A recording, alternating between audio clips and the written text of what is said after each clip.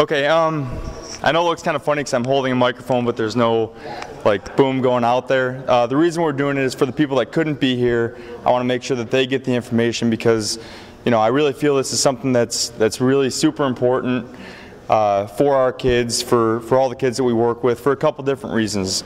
First and foremost, I think by being here, by being at Play Ball, you're acknowledging the fact that you want to play at the highest level that God gave you the ability to.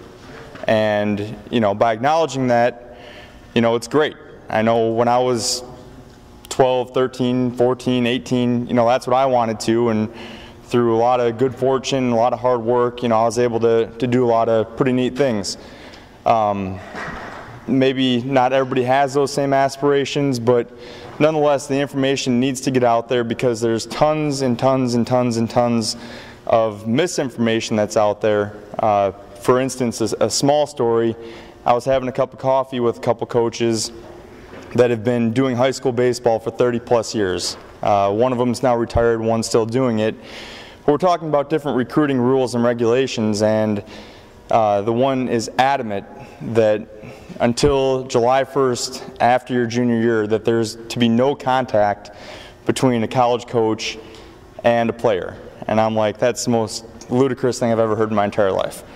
Reason being, and I'm sure some of the coaches will touch on it tonight, is that, you know, whether you're 12, 15, you know, freshman, junior, whatever, you could go down and you could go to Coach Flood's office or Coach Benjamin's office, Coach Fratto's office, it doesn't matter, and you could talk about the school, you could talk about the baseball program, as long as that happens, you know, on the college campus and it's initiated by the kid.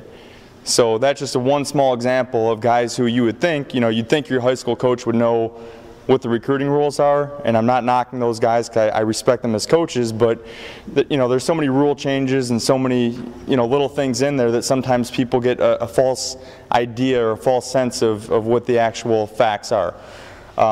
So to dispel any of those myths or things that may not be true, you know, we brought a college coach from each level here tonight.